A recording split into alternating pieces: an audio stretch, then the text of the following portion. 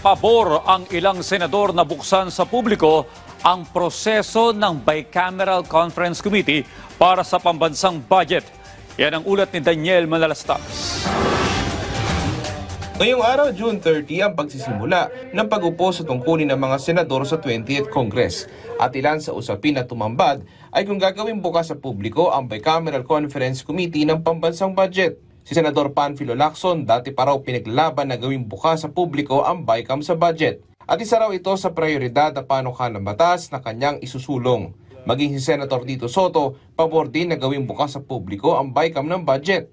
So in this case, dahil sa hindi magandang mga nabalitaan namin, that we have yet to prove na nangyari in the 2025 budget, we will make sure and we will suggest that the Bicameral Conference Committee be open to the public for scrutiny at talagang full transparency.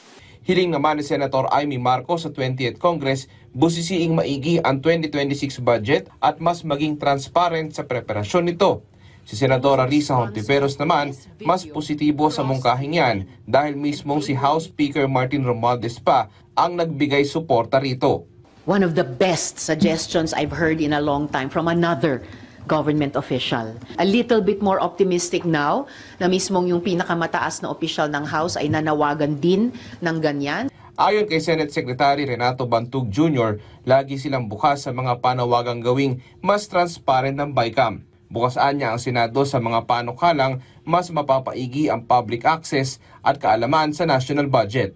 Sa panig ng Kamara, suportado rin ng mga kongresista ang panawagan para sa pagkakaroon ng open BICAM process. Definitely, Speaker Martin Romualdez welcomes yung open BICAM. Kahit naman mga previous congresses, naging layunin na rin ng House of Representatives, especially under the leadership of Speaker Martin Romualdez, yung mga taon na binabalangkas yung budget na maging transparent. Kaya nga open sa lahat ng pagpapanood ng mga committee hearings.